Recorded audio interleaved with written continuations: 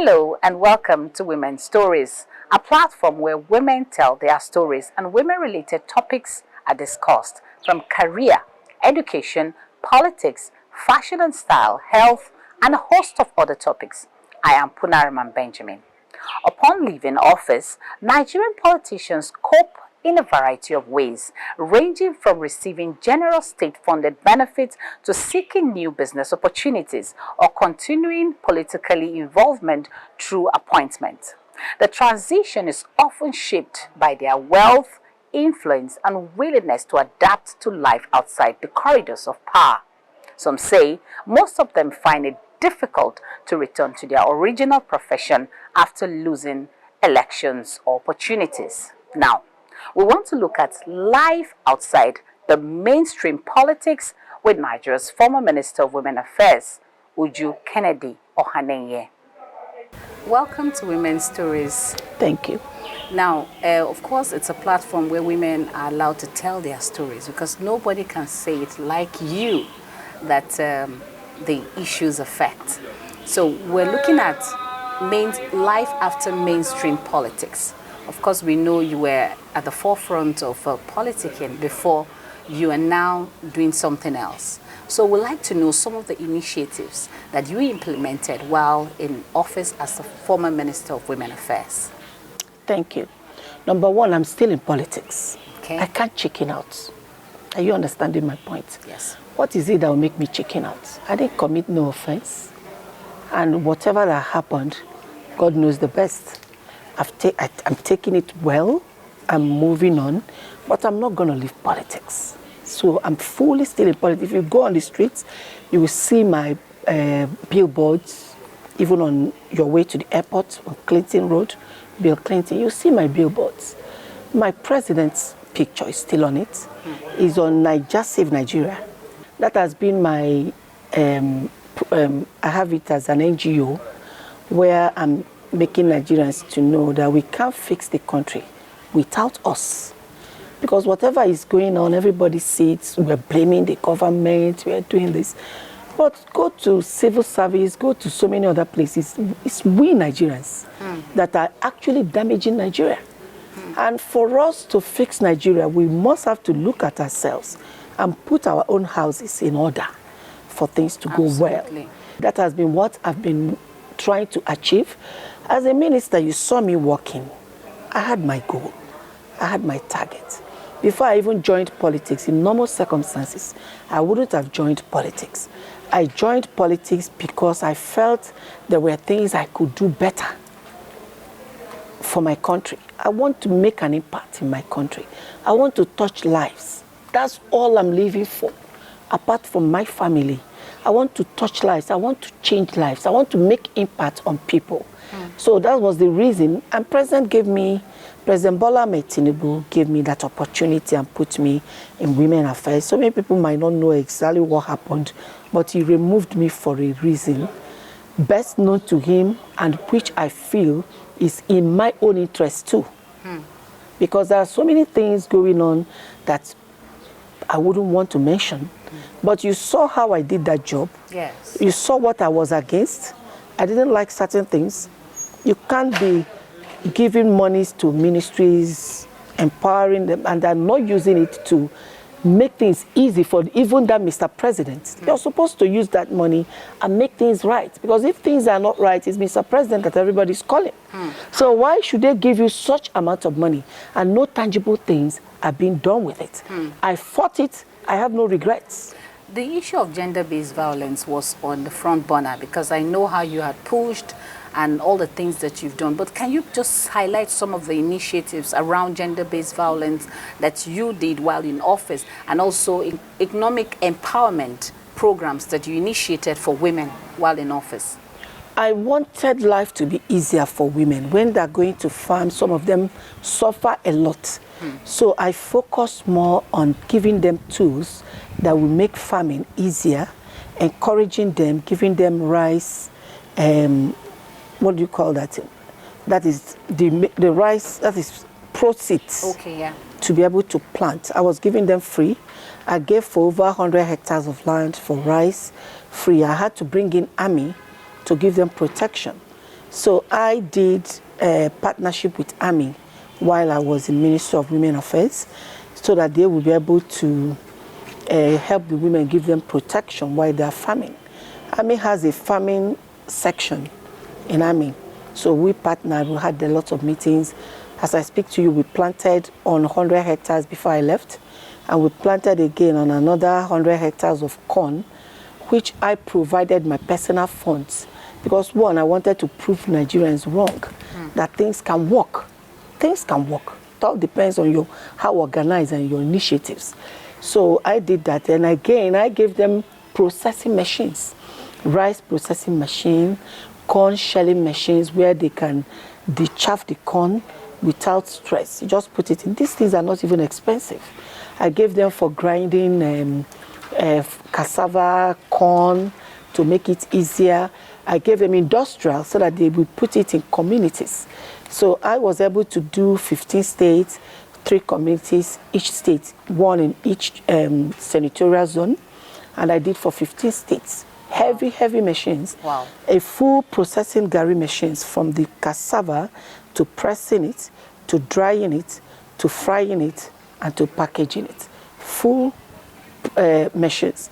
So in the south, I gave them gari and cassava processing machines, and you can fry 1 bag at a go. Using that machine? Yes, using the machine. It takes few hours. You've done that. Then I give them fish grilling machines.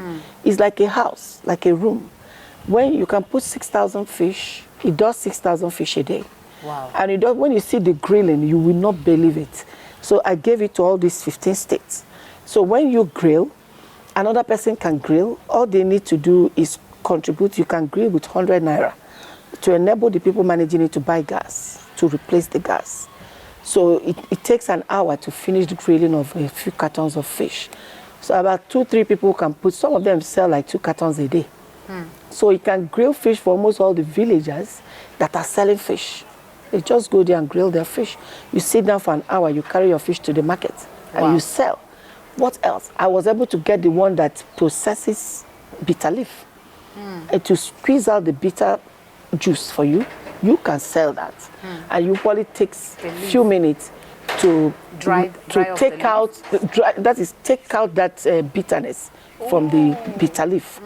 It just squeezes out all the bitterness from this bitter leaf and bring it out as juice for you. Wow. Then you wash in the water and you sell. You can make the machine in different parts.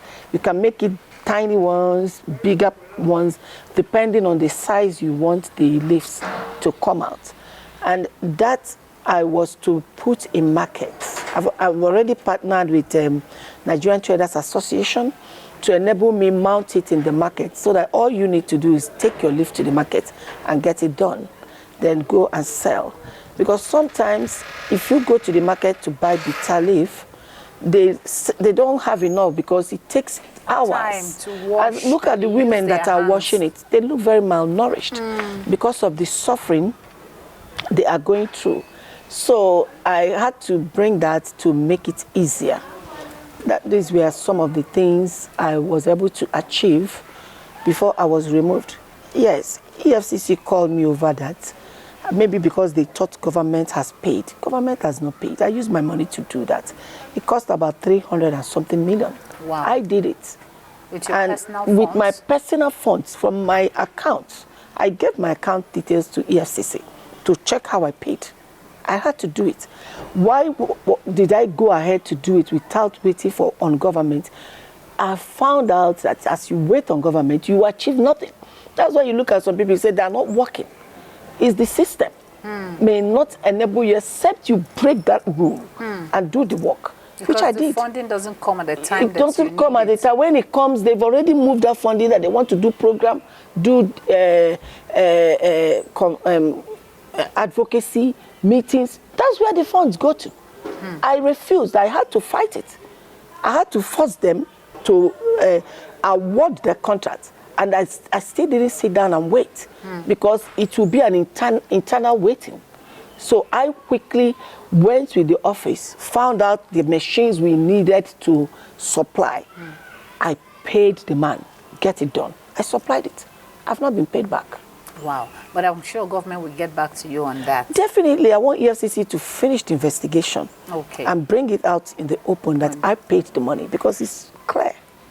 It's clear from my account to the people's account that I paid. Clear how I chartered vehicles of each state. When we were chartering vehicles, I chartered the state-owned vehicles. Okay. If it's urban... For proper documentation. Exactly. And again, let their state benefit from what we are doing. So if it's going to Benue, we get Benue line. It was, and everything is on video.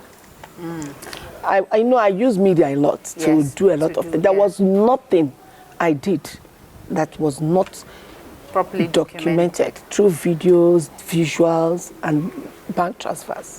Now, so that I can defend myself anywhere. Absolutely. Now, the issue of gender-based violence was one of your most important projects that you hampered on a lot of times. Can you just highlight some of those things you did in the area of gender-based violence, and then how to find support, how to get support for victims?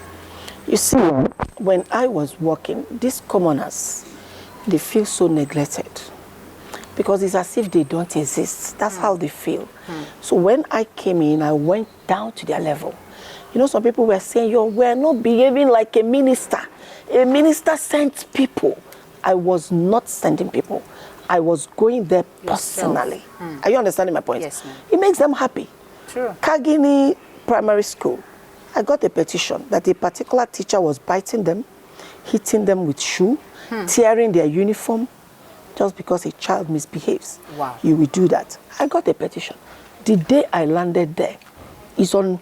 If you go online and search for it, these children, some were crying. They couldn't believe a minister will come to that dungeon where their school was. But I had to make them understand that President Bola Ahmed Tinubu is a man of the people.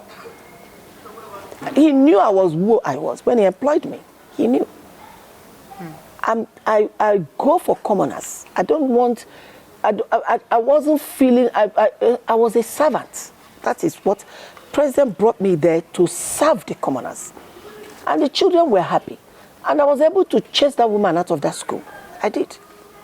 I went class by class, and children were telling me all they were going through, crying.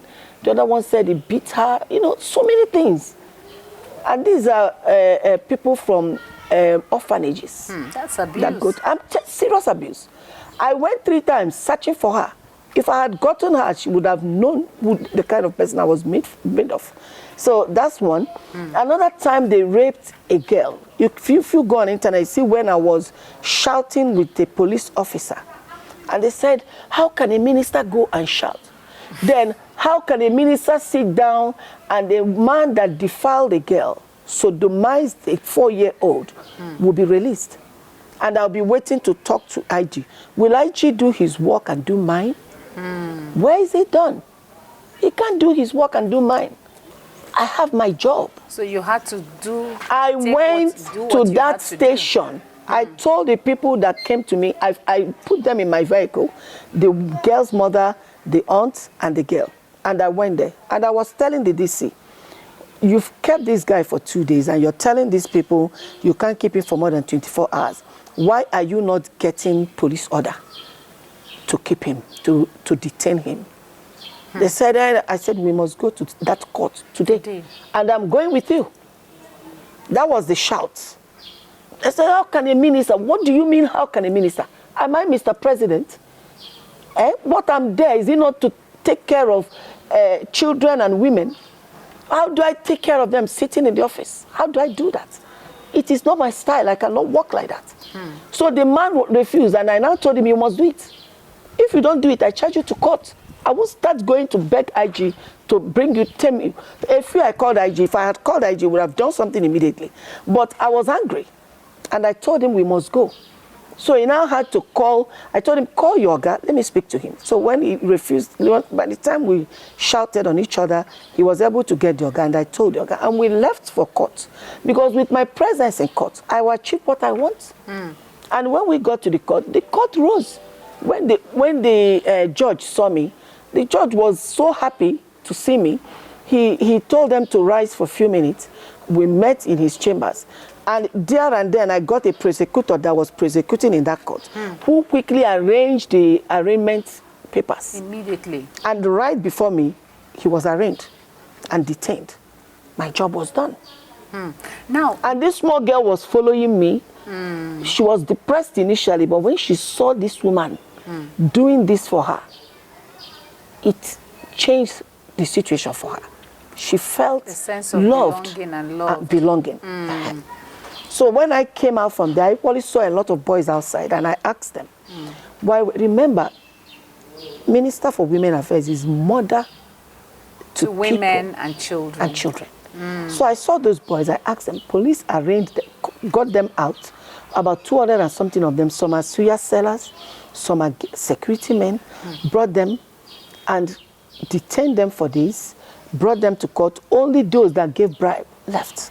Only those that gave money couldn't afford left. So to those pay. who couldn't afford to pay, I had to go back to court to complain. And the court released them.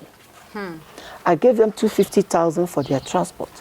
And I went happily, ready to sue police on that issue. Only that later, I said to myself, I might sue police. Probably some of them might be bad. So I allowed police to continue their work, but at least they were all released. So you have mentioned quite a number of challenges that you face while doing your work. Yes. But what is that one thing that was an obstacle for you to have to perform your duties as at when you were a minister? Money. Because I got approval thanks to Mr. President and the Governors Forum.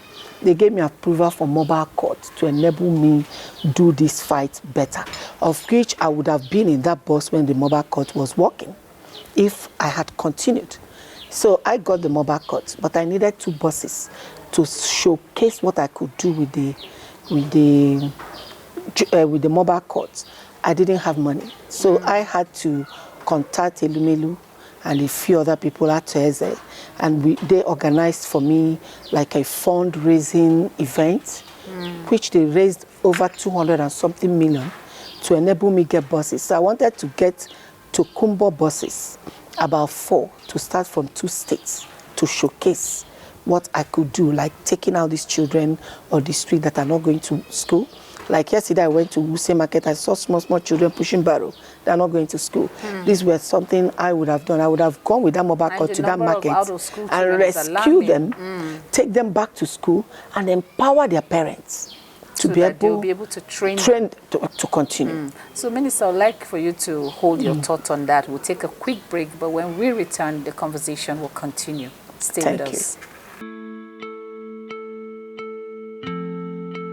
Women across Africa are yet to tell their stories.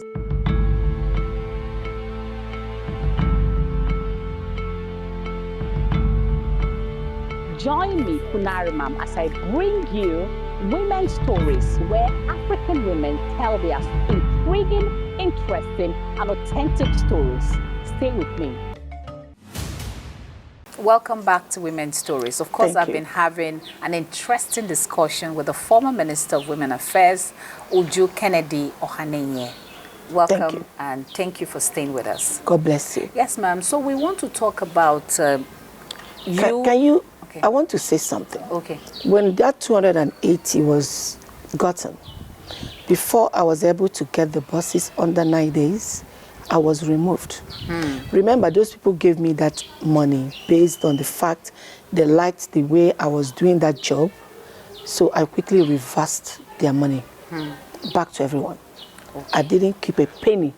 I did reversal of deposits.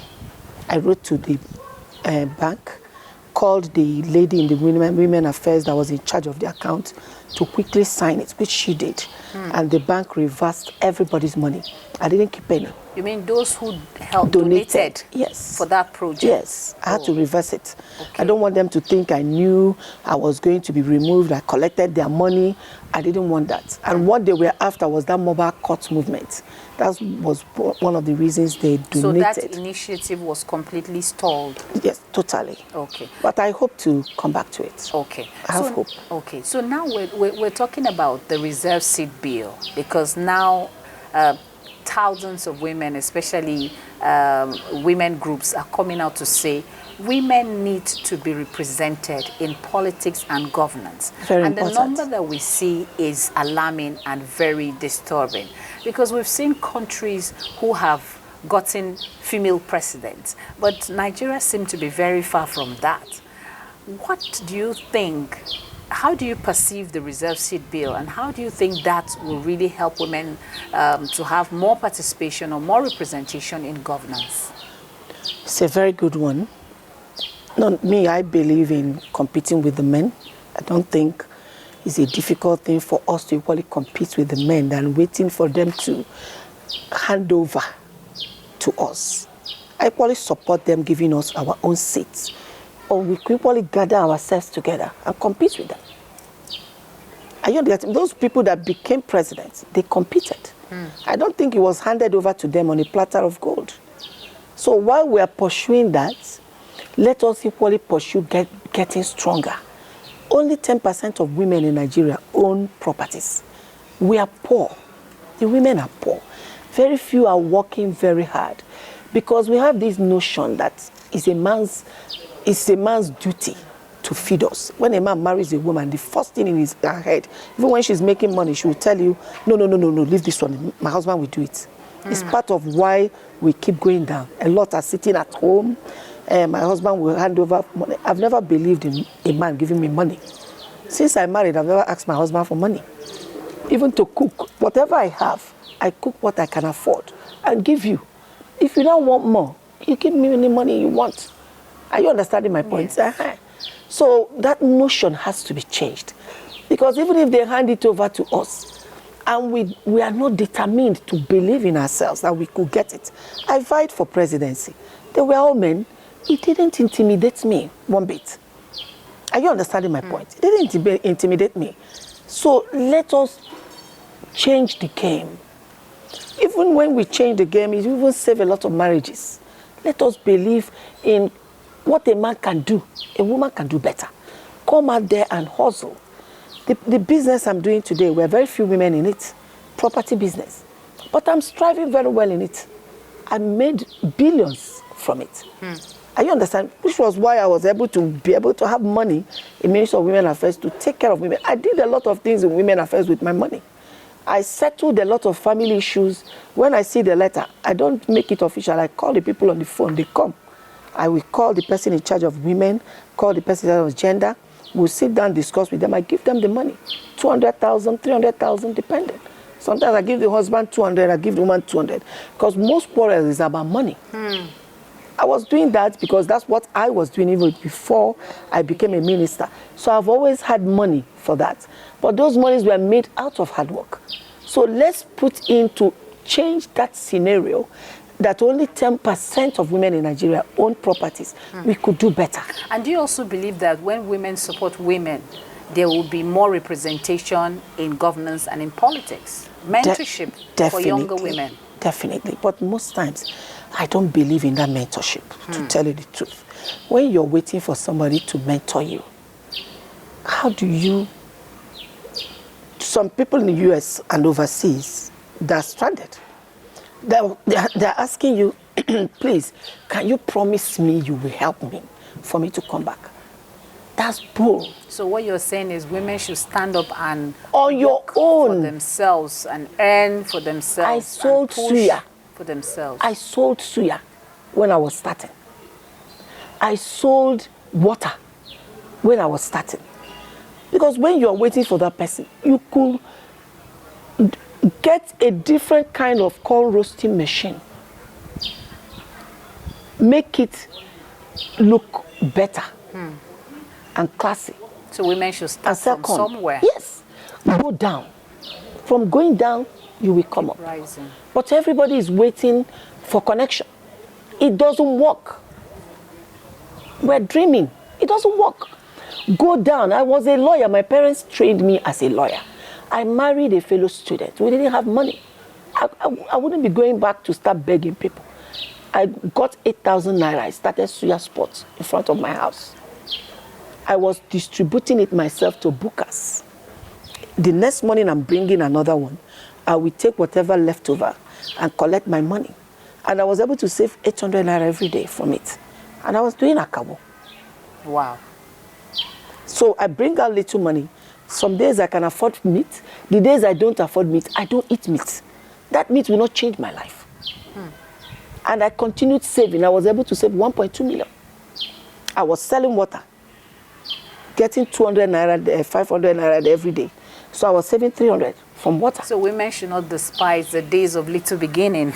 If you despise, you will never rise. That's why you see a lot of them that perambulating, doing nothing, hoping to get connection. Women don't help women. Who helps who? Okay, now let's talk about you, Uju Kennedy, Ohanenye, and life after office. Because now you're back and then you're doing a lot of things. Yes. I will not say I haven't watched some of your movies. Now you're returning to, you're back into acting. Yes. So I don't know whether you have always wanted to act or it was after you were removed in office, you decided to take up a new career. How did you come about acting?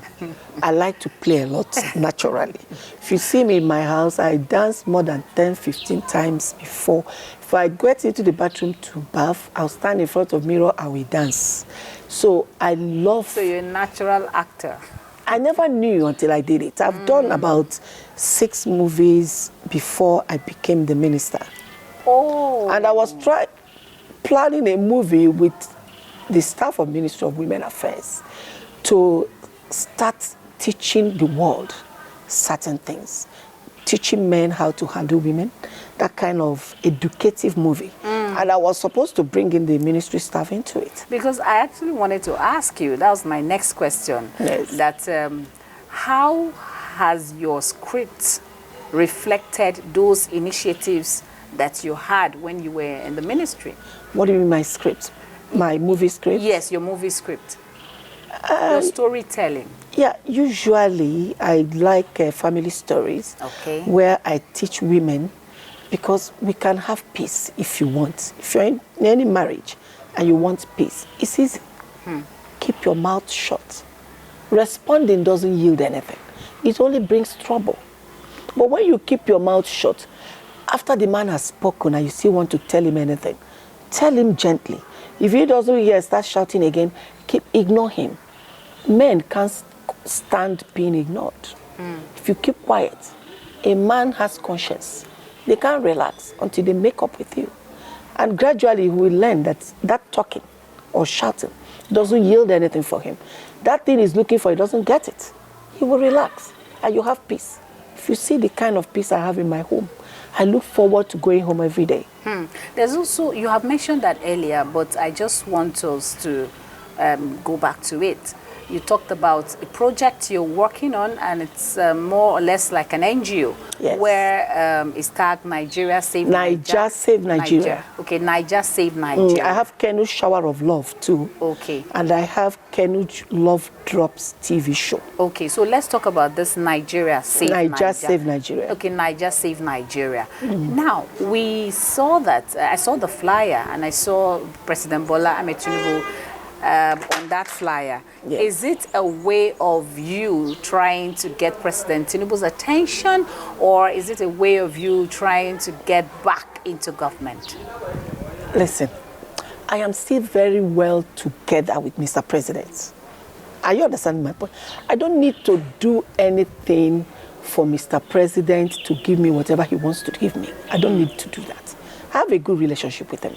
I have a good relationship with the First Lady, their family, and I've not committed any offense. So I don't really need to do anything. This particular Nigeria Save Nigeria campaigned for Mr. President in 2023. Oh, so it's not new? No, it's not new. Where all the disabled, they come and we help them, and they were always there for Mr. President. I have videos of activities I did during 2023, which Mr. President came, he attended it. Wow. So, listen, I'm a fan of Mr. President. And there's somebody you meet, you understand him immediately. That is the kind of relationship I have with him. I understand him very well. And I want to support him. I'm supporting him with my funds. So what is it I'm looking for? I am an okay woman. I have my job. Immediately I came out, I went back to what I was doing my estate business. Even became, I don't even know whether God said, don't worry, I will bless you. Come and see what is going on in my business since I came out. I'm making a lot of money. So if I make money, I invest a little for Mr. President. Remember, he took me from nowhere and made me the minister. I should be grateful. So let's look at it that I'm showing my gratitude.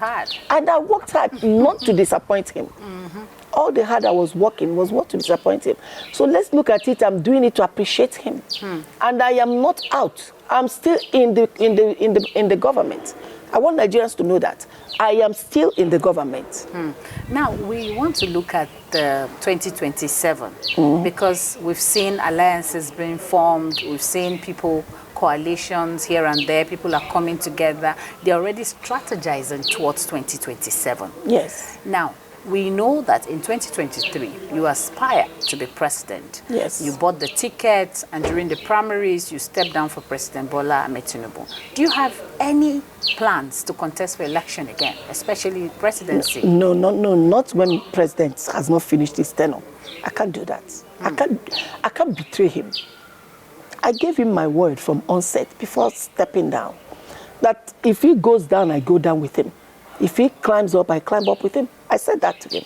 If he leaves the party, I will leave the party. I can't do that. I will support him. And listen, there's something people don't understand.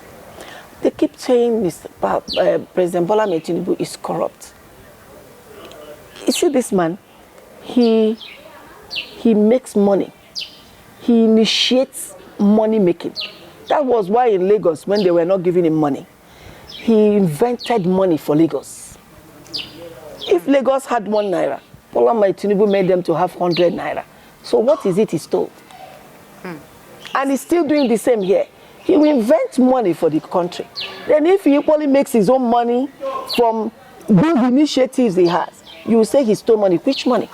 He has paid back IMF loan. But not all Nigerians are having the same train of thought as you. No, I don't know why. Because they don't want to see Nigerians coming more with envy. They just bring that person down by all means. Not thinking that when this man was in Lagos, no money was given to him from federal government for a very long while. He established more local government, started inventing money for the state, and the states because I'm a businesswoman, I understand it. That's what I was doing in Ministry of Women Affairs. I wanted to invent money into the ministry. But use it to work. Do you have any regrets being a former Minister of Women Affairs? Is there anything you like to change if you're given that same opportunity? All those things I've always wanted to change. If I'm given opportunity, I will not change who I am. And I will not change my style. Many people may not like the style, but the commoners like the style. They were there for me. When I was removed, the commoners expressed themselves. Are you understanding my point? Yes, they expressed themselves. So I will not, I will follow the renewed hope agenda and still, but I'm not thinking towards that, to tell you the truth. I'm focusing in my life. I'm following my life. But let us assume when these things you're doing is not good. So now that we know that you have a lot on your plate, you're still in politics, you're into movies, NGOs, your projects, your business and all. I'm building. I'm into building too. Yes. So what is next for Uju? What is next for me is waiting for EFCC to release their reports. Okay. So that it will be done to Nigerians, the truth will be out. Because there's no other way, nothing they can find. Because I did nothing. I only used my money to work, to change and make a little impact as I could within the short period I was there. When it comes out, then I will now be more open to do. But meanwhile, the Anambra election, I'm fully part of it. I'm the chairman of the organizing committee for the flagging off of the campaign. Oh, okay. And even the inauguration that would have happened on Thursday here in Abuja. I am the chairman. And I've met with the chairman of the party. I'm doing what I can to support my party, support especially Mr. President. You can't understand how passionate I am about it, about him. Not because of job. I don't even want any job God does not ordain for me. I don't want it. So I don't pursue anything. I don't go to meet people to go and talk for me for a job. Because each time I'm doing any job, I put in a lot. It's not an easy thing for me, too. I put in a lot. So I'm not begging. I want God's will to be done in my life. But whatever God brings to me, to my table, I will do it. Except some certain jobs that won't impart on the commoners, I will not do it.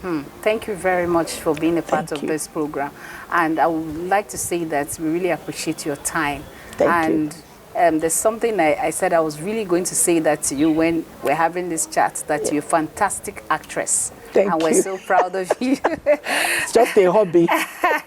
But I've opened my own channel now, and I'm now doing a whole lot of movies. I do like 10 every 2 months or 3 months. Yes. Wow. That's so I have different directors that are organizing. I write stories too. Wow. So we're really proud of you, and we know that you're a woman with so many parts. Thank you. Thank you for being a part of Women's Stories. Thank you so much. So this is all we have today on Women's Stories. You've heard from our former Minister of Women Affairs, Uju Kennedy, Ohanenye, and all the things that she's been doing around women and protecting children, and also politics, and a host of other things. Thank you for being part of this show. My name is Punariman Benjamin. We'll see you again on our next episode. Bye.